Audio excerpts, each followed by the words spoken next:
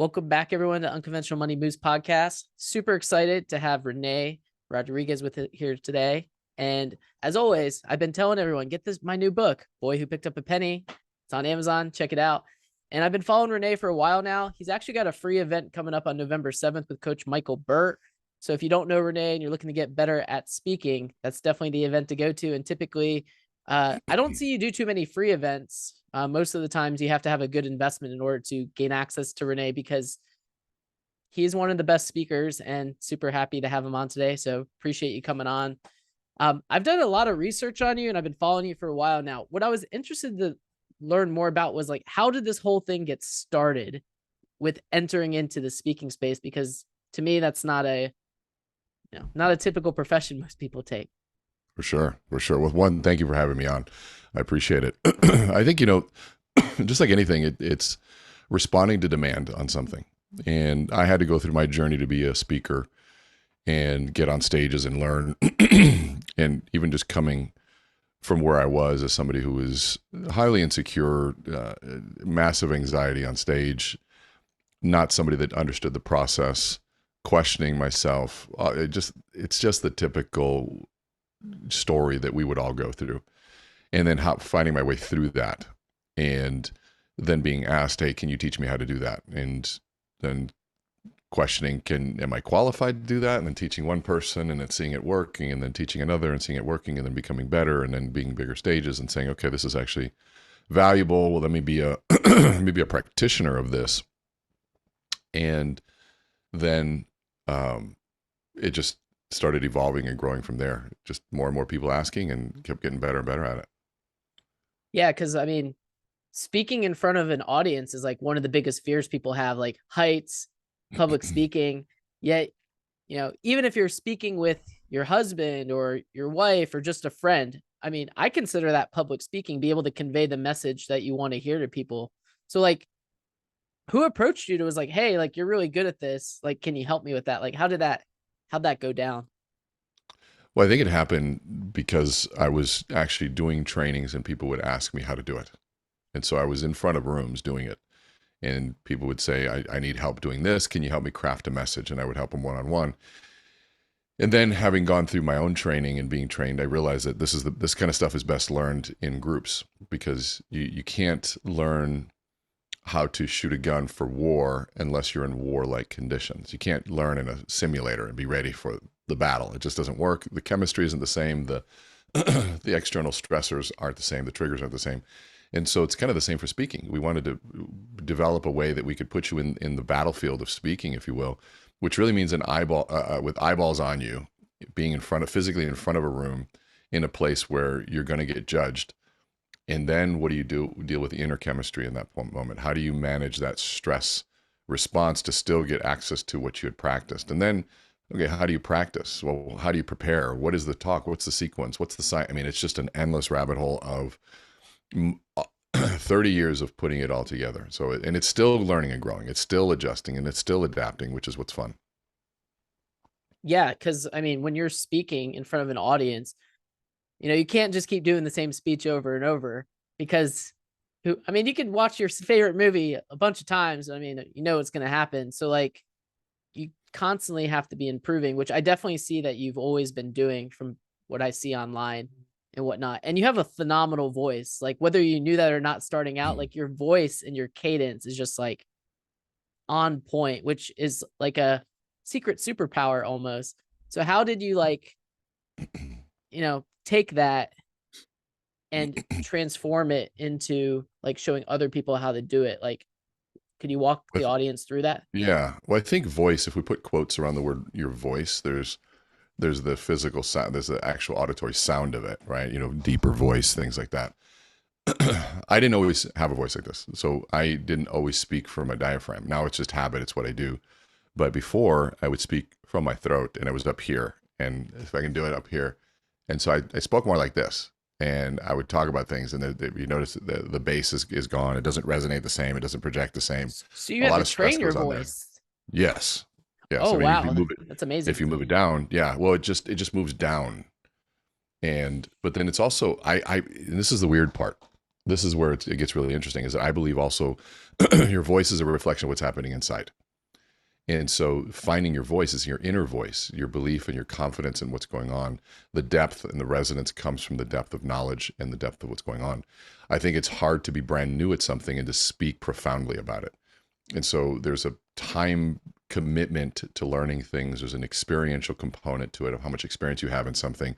There's a depth of conviction in terms of what you believe. And I think that grounds you, and it grounds your voice, and it grounds the cadence.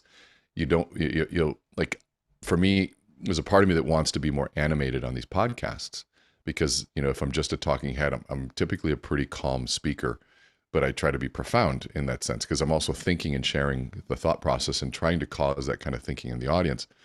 But for some crowds, it's a little bit dull and boring. On a podcast, if you're listening, it sounds great. If you're watching the video, I'm like I am right now, versus like, okay, let's talk about this. Yeah, one of the things that, like, it's not typically me. And so even though I probably should be more that way, and I'm trying to kind of edge myself into that, but I do get animated around things that truly are passionate for me. Some of the things are thought provoking. And so I will just, and I'm not trying to, that's the problem, is that just, I am a thoughtful person. And so I'm usually thinking a lot before I speak. And so I need to, marry all of those different pieces. But in essence, the voice does come from the inner work of who you are, what you believe, the experience you've been on. And if you do believe in that experience and you do have some level of confidence in it, it does reflect in your voice. Yeah. And we've definitely seen throughout history, like there used to be the radio guys, or like, they had like the really crazy voice to like get people interested. And now you don't even hear that voice anymore. So it seems like, wait, correct me if I'm wrong, but what I'm understanding is you have to almost adjust your voice to the audience, and at the same time, make sure you're being your true authentic self. Otherwise, the audience is going to see right through you, which could be difficult because, sometimes people are like, I don't want to be fake, but ultimately, if I have my husband cap on versus my professional cap on, that's going to look a little bit different. It's the same person, but it's, you might react a little differently depending on what arena you're in. Yeah, I think think about it like golf clubs, right? You have a bag of golf clubs. There's more than just one, and you have to assess the situation that you're in first to choose your club. And some situations are more animated than others. Some situations are more authoritative than others. Some situations are more lighthearted. And those are all different techniques, all of which are authentic to me. But to me, my authentic self wants to resonate with an audience and meet them where they're at. And so if they are in a happy and great high energy mood, I'll come to that same place, because I'll probably feed off of it too, and I have to allow the audience to infect me as much as I want to infect them. And so if they're low energy and they're full of excuses, I might get into a little bit more of a high energy, stern, or more of a let's wake up kind of of an approach, because I want to have that impact on them. But it is about being fully present in that moment, and what do I feel that they need, and how best can my style serve them in that moment. So when like you're going into a situation, in school, if you're doing a public speaking or doing a presentation at your work, typically people prepare for it and they know exactly what they're going to say, which could be great if everything goes extremely smoothly. However, how can you show people to be like, hey, listen, I'm going in with this, joke that worked at my last set. I'm starting to get into it, but this joke ain't working. So how do you in your mind know how to, transform or, take a step back to reset so that you can make sure the audience stays captivated throughout your entire speech, which I'm sure you run into every now and then. For sure. Well, I think let's just look at humor for a minute. So I have several rules with humor. One, I don't ever laugh at my own jokes on stage. And the reason is one, it might not land. And sometimes I'll tell 5 or 6 jokes that don't land. And because they're expecting something very serious from me. And so I'll have to then prep the audience. I'm like, guys, that was a joke. You're welcome to laugh. And they go, oh, actually, that was pretty funny. And so it's almost like, for me, they weren't expecting it, so it wasn't there.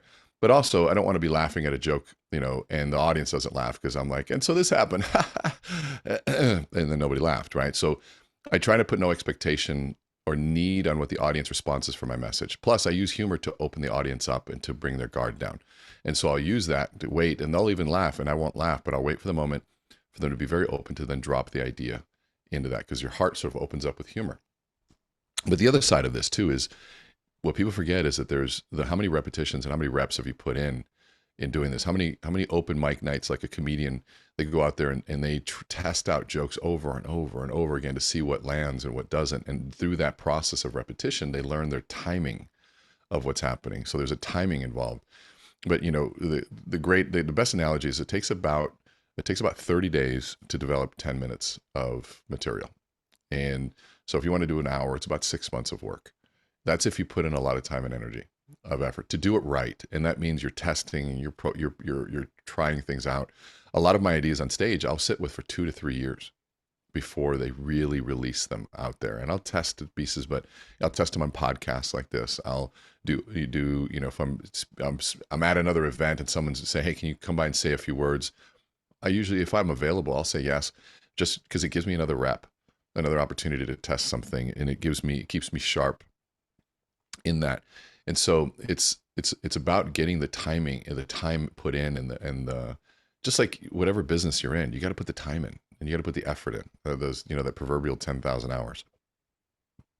Yeah. I mean, it only takes, I think, like a few hours to learn something, but obviously you've been doing something for 30 years, all day, every day. No matter how much time I put in, I am not going to be on your level, and that's okay. However, I could still take what you're teaching people. Well, why is that? Why is that? I mean, I could show you video right now that show me a few years ago that I was nowhere there. But I mean, you put the time in and you put the same amount of effort and time in, you'll be on your level, which might even be higher than mine. That's the beauty of this, is that people aren't born this way, they're made. Does that make sense? Yes. And I agree with, I could get to your level, but if I don't put the time in, I'm not going to get there. But right. For someone in that situation, like for me, like, could I be a public speaker one day? Absolutely. Do I need to put in the time and put in the steps? Yeah. And what I'm getting at is, of course, this is a learned skill. Like, anyone can learn to do what you do. And that's what you're so phenomenal at teaching people. Like, I remember seeing a video where you're working with someone and you taught them about like that little button on the ground, like press that little button.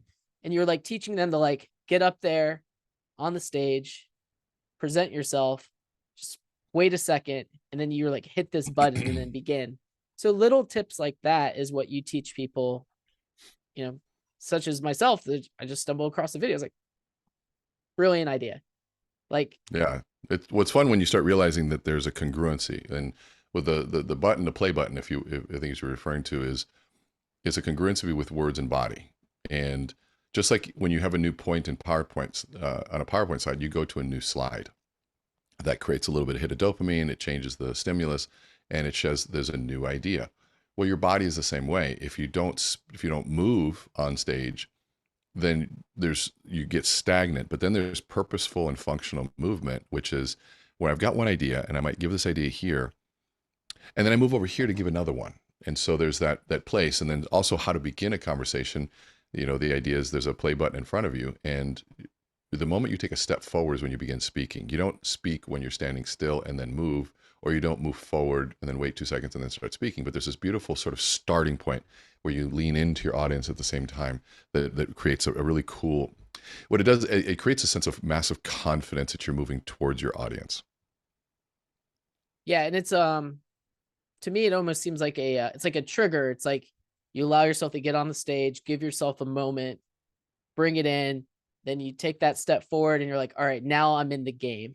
Yeah. So it gives you like that mental clarity. And you made a golf analogy earlier. So it's like getting behind your golf ball, taking a deep breath before you go to the ball, versus just like, if I hold everything in, I run up to the ball, I just go up there and swing. Who knows where that thing's going to end up? So it's like setting. Absolutely. So what you're saying is like setting the tone for the beginning of a speech. Absolutely. Absolutely.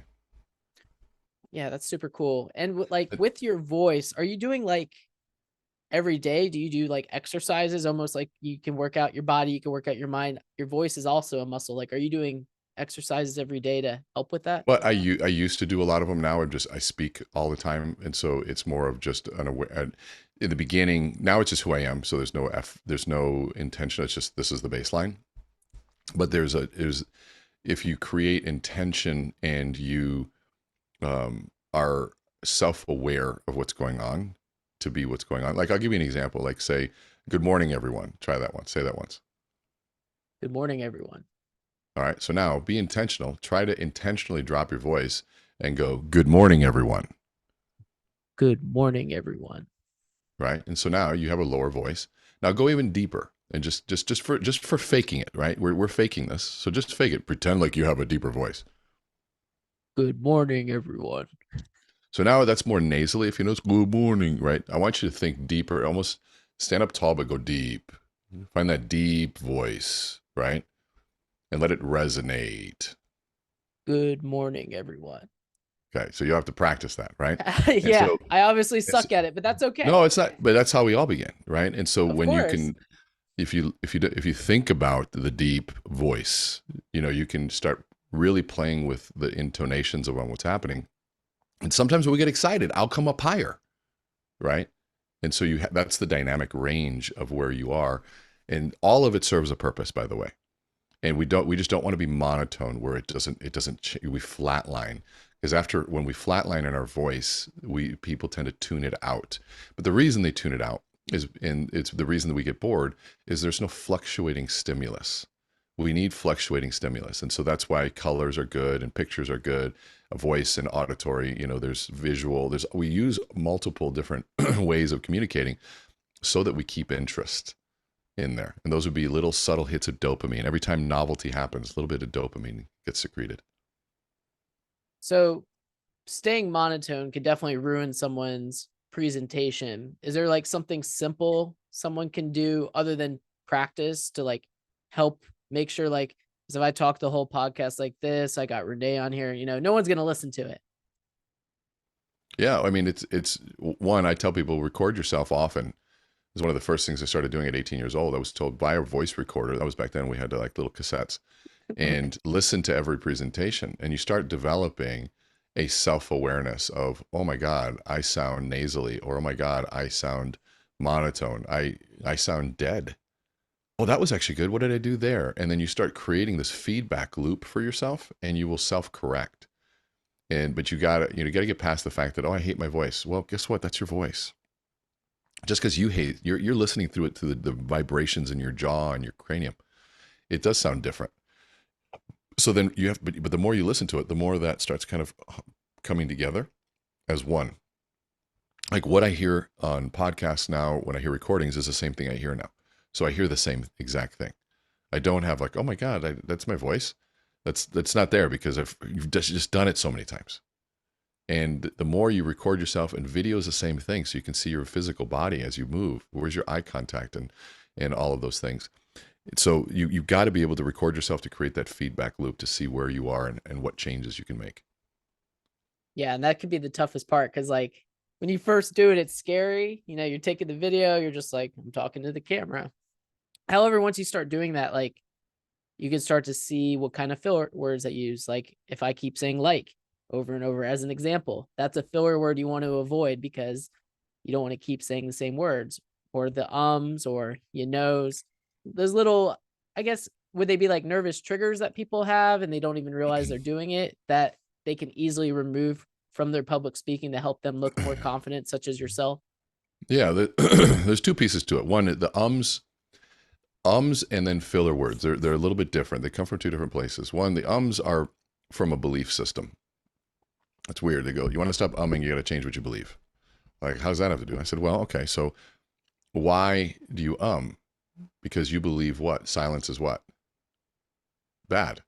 And if you believe that silence is bad, the moment silence happens when you're talking, you're going to go, this belief system goes, oh, this is bad. Start making noise. So we open our mouth. And then you realize your conscious brain goes, dude, you're not saying anything. Close your mouth. And now that weird word of comes out. And instead of just pausing, with a belief system that pauses, are really powerful, just like that. And so when you look at the pause as a highlighter to what it is that I'm about to say, now all of a sudden you start realizing that those little spaces are what make things really powerful. So when you start realizing that pauses are really, really important thing, those are like highlighters. And so if you give it spaces, you realize that those things are really powerful. Now that was the same phrase with no pauses. We didn't know what to land on. We didn't know what to really get. But when we realize that pauses are like highlighters, and they accentuate and give the brain an opportunity to paint a picture of what's happening. Now you see those little mini pauses that aren't predictable. They're dynamic. You want them to be unpredictable because you don't want to be predictable in your cadence, because then it becomes like droning, right? Or just kind of like you put you to sleep. And there are some people that have a certain cadence in how they certain say things, and then they end, and then they come up in here, and then they go here, and then they end, and all of a sudden it's just kind of like hypnotic, and it puts you to sleep. So you want to be somewhat unpredictable in that. And so the filler words like right, typically come from this need for validation. You need the audience to be engaged. You're a little insecure about what you're saying. It shows that you're not fully confident, and you want to make sure that they're buying into everything you're saying, right? You know what I mean? And there's this You know what stuff I'm of saying? yeah. And so like, keep telling me so I can feel good about myself. So instead, if you're authoritative and you understand and you truly believe in what's going on, you're not needing that feedback. Now you're wanting an engaged look, but all I need is, do I see an audience that's engaged? Am I seeing the signs that they're participating and they're listening? And so you start paying attention for those things instead of asking for it in those sort of those crutch words, filler words. That totally reminds me of, I was listening to something by Dave Chappelle, and he was talking about like, how do you come up with these great jokes, Dave? And he's like, when I learned that silence is the secret, that's when I truly mastered my art. Is in that silence, when you have the crowd right where you want them, you get to the punchline, and you do that little pause, and they're like, what's gonna happen next? You take an audience that's unengaged and bring them back in, especially if 100%. you have a little sleepy audience, which no matter how good you are, sometimes you're gonna have a sleepy audience. Well, you've got two ingredients that are happening with with pauses and with inflection. So the inflection creates a sense of novelty. Novelty secretes dopamine, but you also need norepinephrine. You need dopamine, and norepinephrine are sort of the key ingredients for what causes us to pay attention. And norepinephrine is often created through tension. And so just a little bit of silence creates an ounce of tension, which captures our attention. But it's also novel because if I've been talking the whole time and I stop, now all of a sudden, what happened? It's almost like if you fall asleep to the TV and the TV's going and somebody turns it off and you wake up, where it should be the opposite. But no, it's not, because you wake up when the TV's turned on because it's a change in stimulus. You wake up when the TV goes off because it's a change in stimulus, not because it's loud.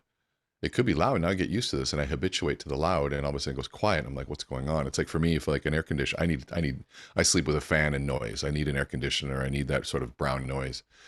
And if it's on there, I can fall asleep. So if the moment it turns off, I'm just like, right, change in stimulus. Yeah, going through that with my 4-month-old daughter right now. 4-month daughter. She needs noise. Without noise, she ain't going to sleep. And as soon as the noise turns off, freaks out. So She's it's the gonna same wake up. thing. Yeah. So the same sort of deal there.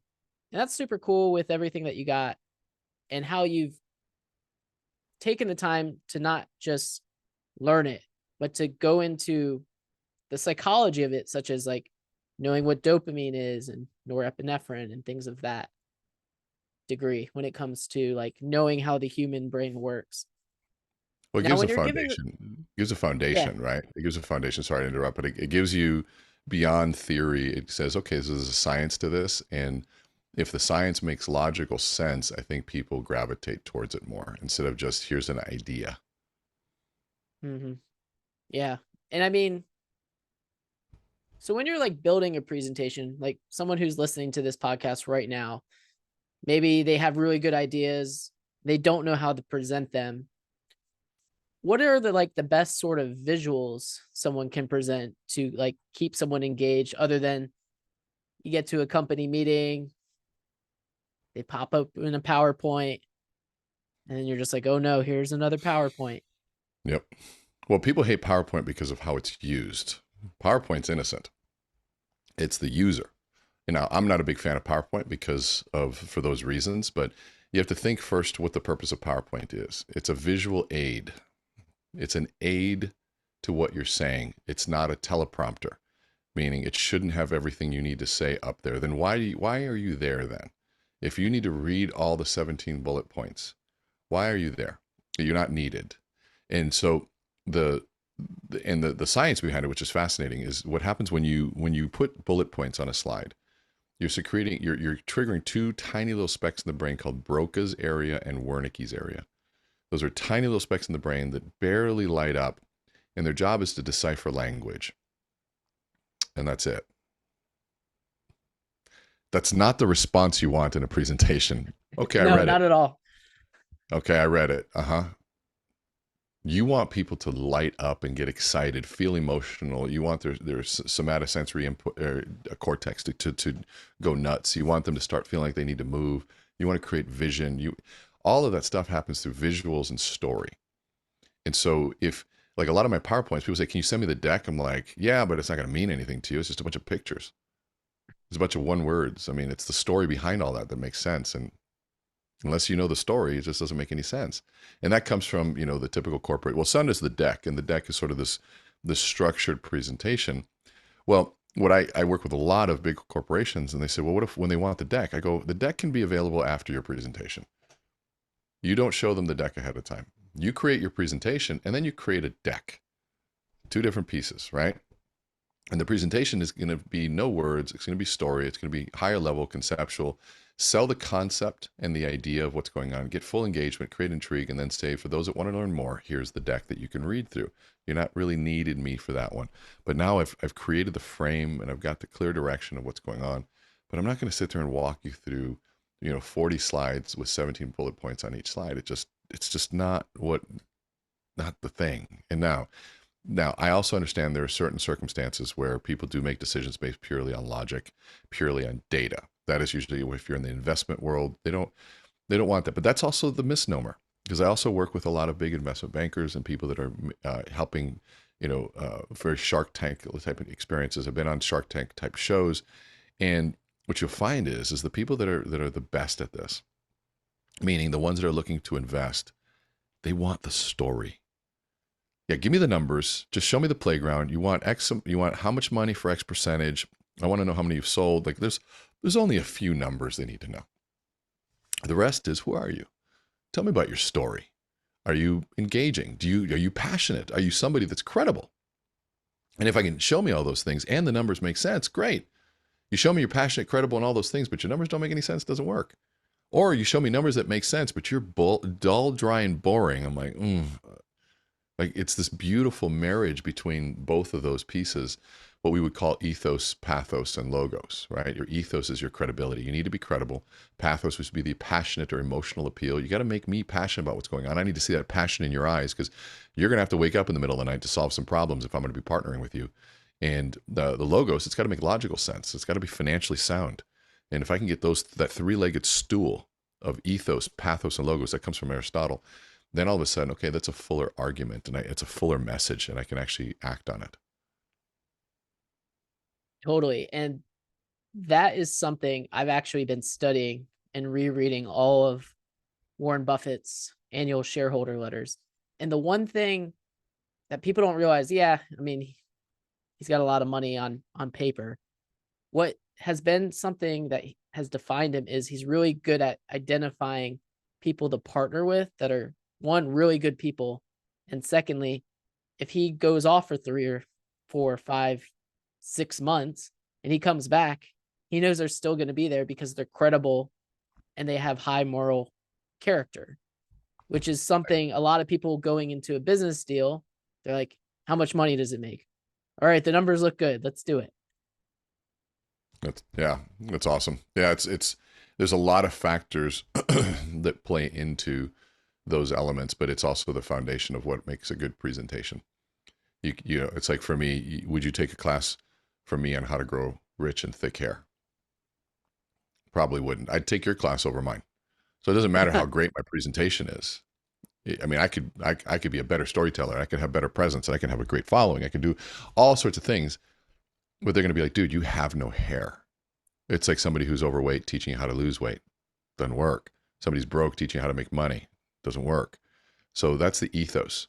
You have to have credibility in the subject matter. And I'll make the joke sometimes, and to really illustrate ethos, where I say I'm doing a free class on the menstrual cycle and the challenges that women go through and really what they're getting wrong about the menstruation cycle. And they're like, for one, they'll be not paying attention. The women will be like, and they'll look up at me like I'm crazy. Did he just say that? And then, of course, and then some of them will laugh. But I have no business teaching a class like that. And there's a lot of classes I have no business teaching because I have no ethos, no credibility. And so you have to have that sense. And it's very similar to somebody who's brand new in a business that tries to act as an expert. It's like, that's not your ethos. Don't be the expert when you're new. Be the young, hungry, hardest working one in the room. There's your ethos. And then really soon you'll develop an expertise and you can transition that to an expert ethos. But right now, be the most innovative, be the hungriest, be the hardest worker, be the one that's willing to be resourceful. That is just as valuable. There's other experts, like your manager might be an expert and you're the one that's running out. So then you're the quarterback of the transaction. And so lots of really cool things to think about when it comes to that. Some people think, well, I'm new, there's no ethos. I'm like, no. You just don't have expert ethos. There's a million other things that you can choose from. What was do you recall when you made that transition to get that credibility? Was there like a defining moment that allowed you to take that next step forward? I don't know if it's a defining moment, because it's such a slow transition to do that, and there's no like it happened here, right? I mean, there are defining moments where I stepped up to something bigger than I thought I was capable of doing, and I did just fine, or I did better than expected, or I did the best. And those are like moments where you define your own identity, where you go, okay, hold on a second, maybe I do belong at this table. We all go through that, and the popular imposter syndrome term right now, which is just stupid, but it's stupid because we all have imposter syndrome. We all feel a little bit insecure, like an imposter in new things, but that only happens when you've leveled up in something. If you've leveled up in some area of your life, then you're going to feel like, holy shit, am I qualified? And the reason you feel that way is because at first you are. At first you're new at this. And that's an okay thing. So I tell people, grab a pad of paper and a pen and study and learn and listen for 2 weeks. After 2 weeks, oftentimes you're going to find out that these people don't know what the hell they're doing either.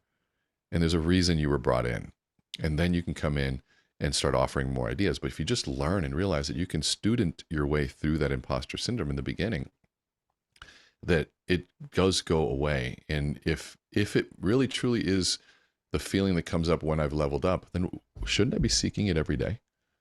I should be seeking that feeling every day. I should be pushing myself out of my zone every single day.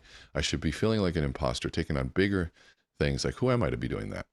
And then all of a sudden you realize you can. It's a great quote that says, I admire the person who bites off more than they can chew and then chews it.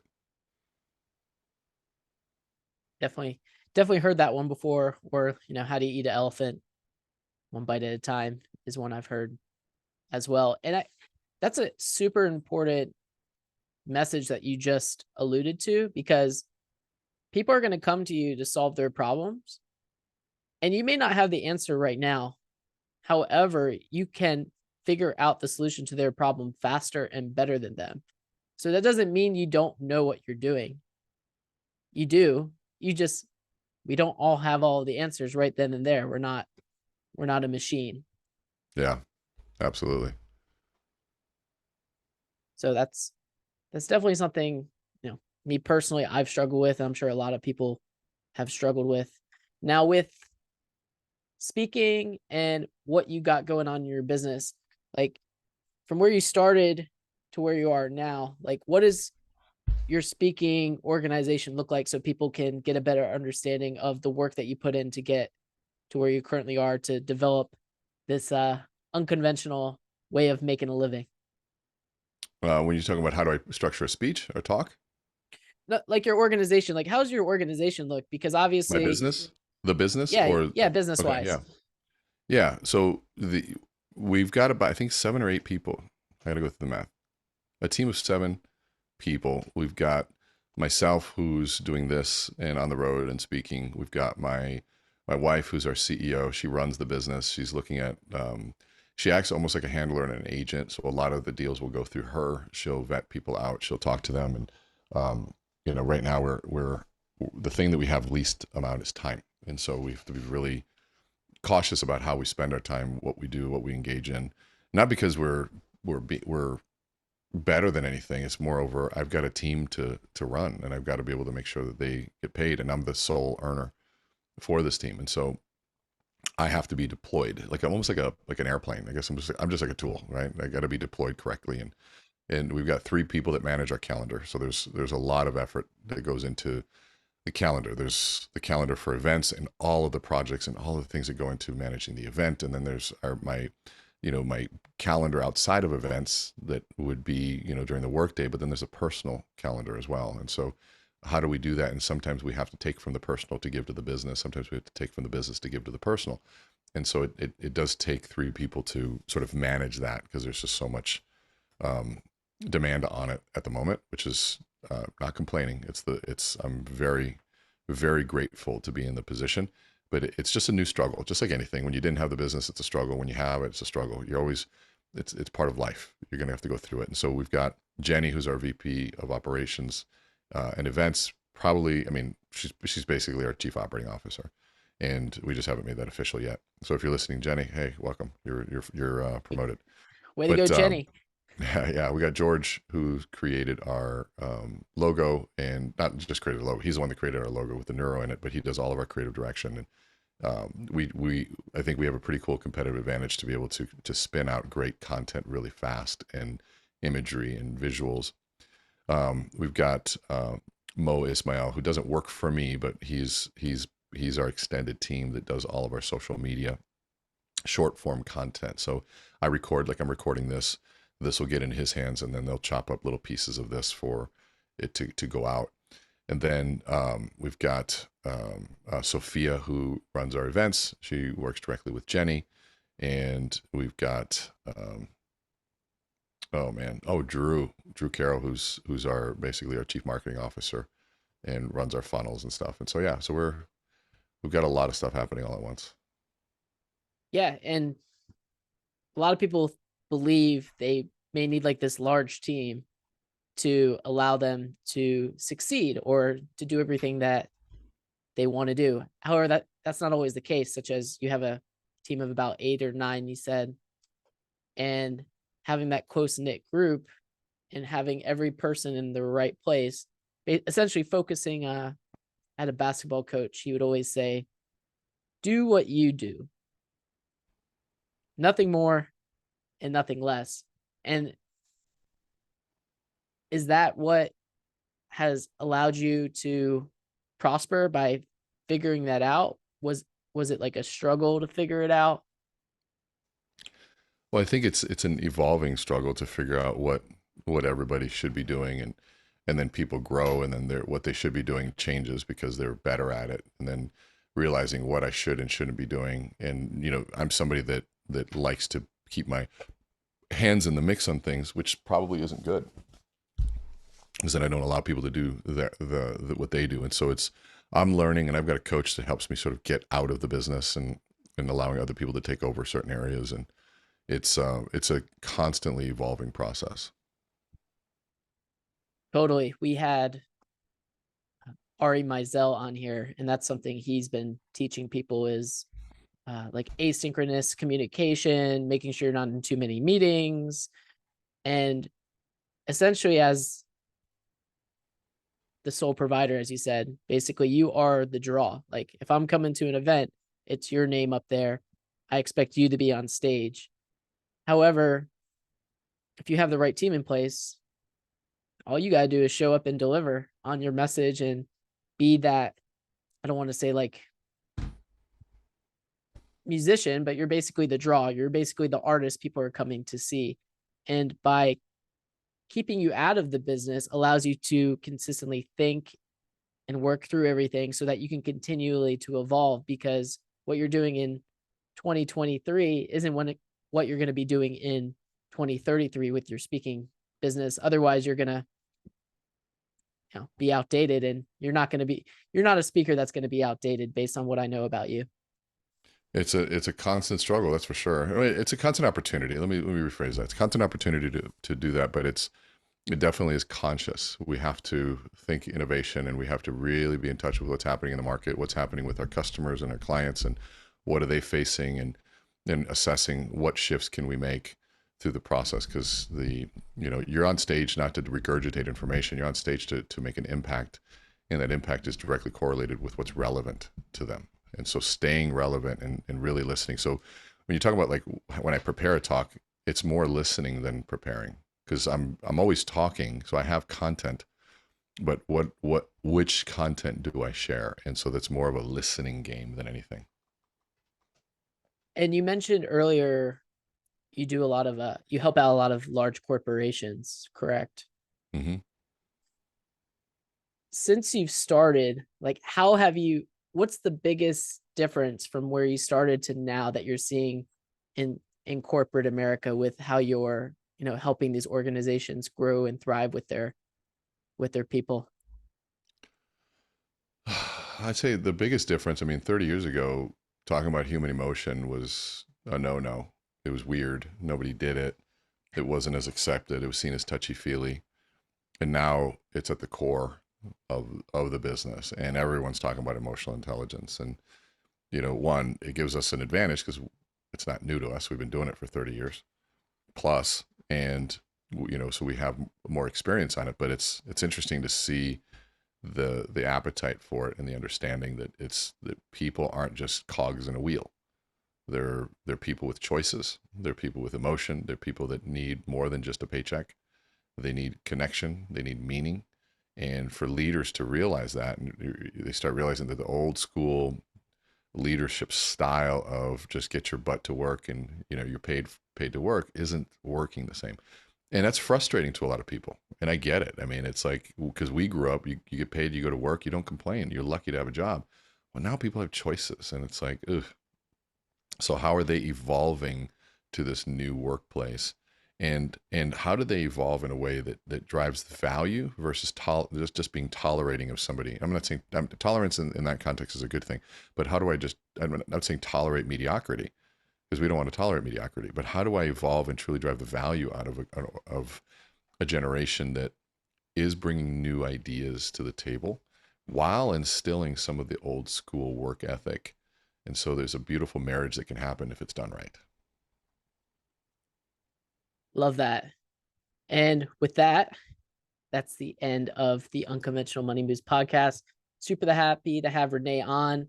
I'm going to get this posted because you have the upcoming free event, which for you is rare, November 7th with Coach Michael Burt. I'm going to get this out there. If you just go, get better at speaking. We'll get you a link. Yeah, we'll get you a link. And thanks for coming on, Rene. Bye. Thank you so much.